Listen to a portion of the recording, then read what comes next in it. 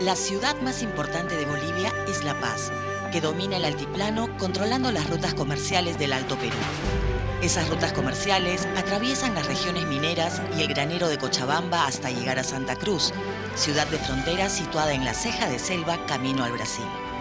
Además, esas rutas comerciales se prolongaban por todo el sur peruano y tenían sus nudos en el triángulo de ciudades que dominan la región: Arequipa, Puno y Cusco.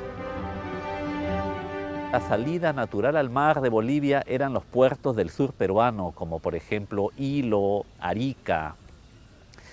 Cuando se crea Bolivia con la configuración que finalmente adquiere, se le separa de esta zona de Cusco-Arequipa y se le separa también de lo que eran estos puertos naturales de Hilo y Arica.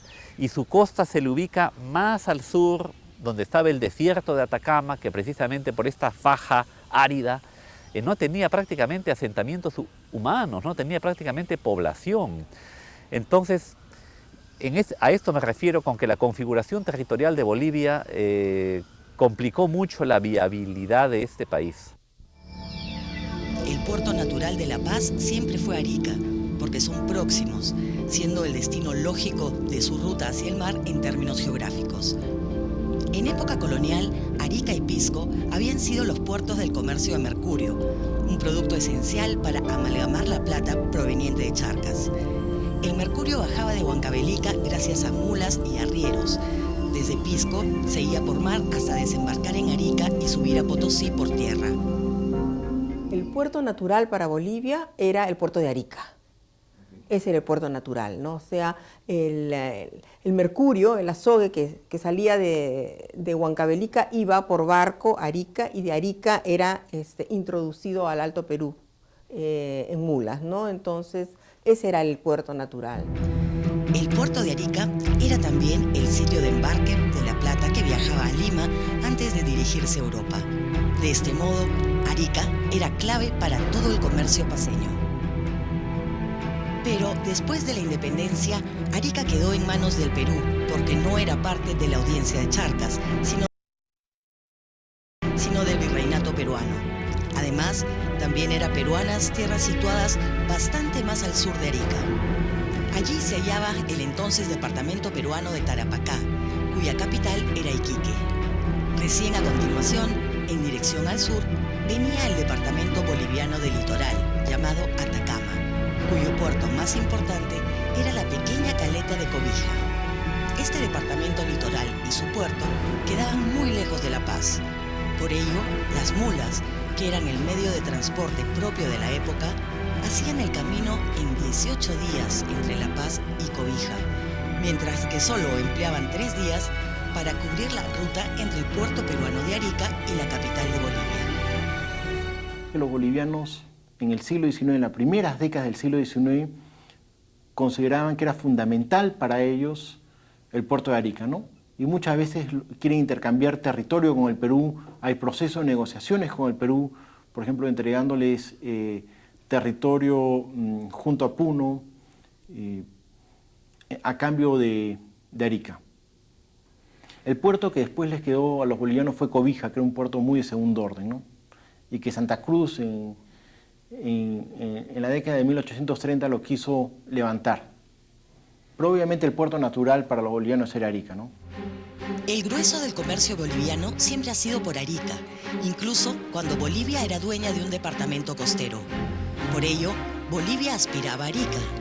Este tema estuvo presente durante todo el siglo XIX y ha dado origen a diversos tipos de tensiones y propuestas de solución.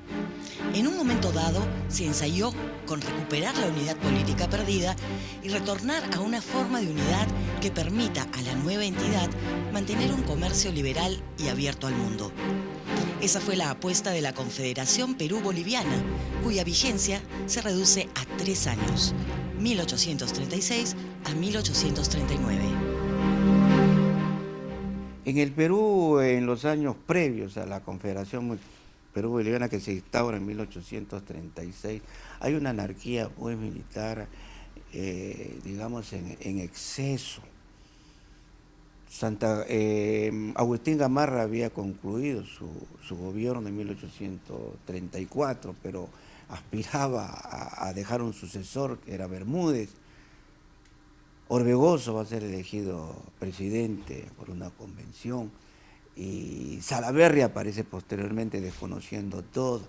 Entonces hay una guerra intestina entre los militares que anarquizan pues el Perú previo a la Confederación Perú-Boliviana.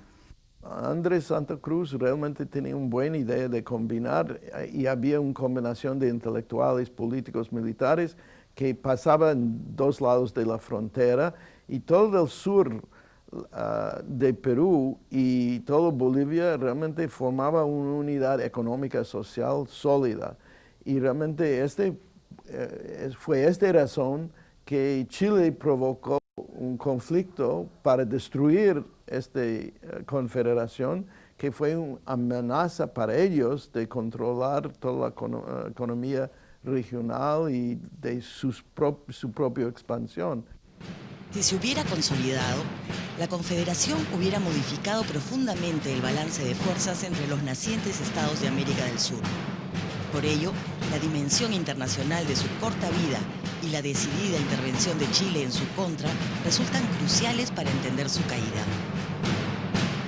Cuando decide Santa Cruz efectivamente duplicar los fletes que debían pagar los barcos que llegaban al Callao, luego de haber anclado en Valparaíso, los chilenos vieron muy claramente que esto, al igual que el famoso tratado de alianza secreta, que de secreta no tenía nada, era muy claramente decisiones políticas orientadas frente a Chile. El conductor del proceso fue el general Andrés de Santa Cruz, quien había nacido en La Paz y desarrollado una carrera militar y política tanto en el Perú como en su patria. Nieto de curacas indígenas por el lado materno y casado con una matrona cusqueña, Santa Cruz era un mestizo que representaba bien a los nuevos grupos sociales y étnicos lanzados al ascenso gracias a la independencia. Santa Cruz, presidente de Bolivia desde fines de la década de 1820, siempre jugó con la idea de unir ambos países. Por ejemplo, fundó una logia en el lago Titicaca, secreta para unir ambos países, y siempre estuvo buceando, viendo qué es lo que pasaba en el Perú en la política interna. Y Santa Cruz era un hombre muy hábil, era un hombre que sabía mandar sus espías, era un hombre que tenía cierto poder económico por ser presidente de Bolivia. Casado con cusqueña. Con cusqueña. Según la familia de Santa Cruz, una cusqueña aristocrática, de una buena familia del Cusco. Entonces Santa Cruz sabía mover muy bien sus redes en el sur peruano, no tanto en el norte, pero sí en el sur. Y había este sueño del Gran Perú, ¿no?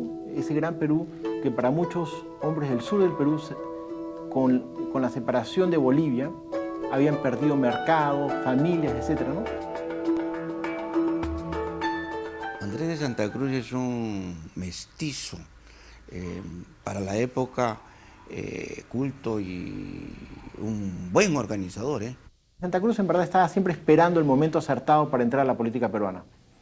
Eso es verdad, uno lo lee en las cartas de Santa Cruz, etc., ¿no? Y si Santa Cruz lo estaba pensando, debió haber una red de personas mucho mayor de lo que uno piensa a favor de este proyecto.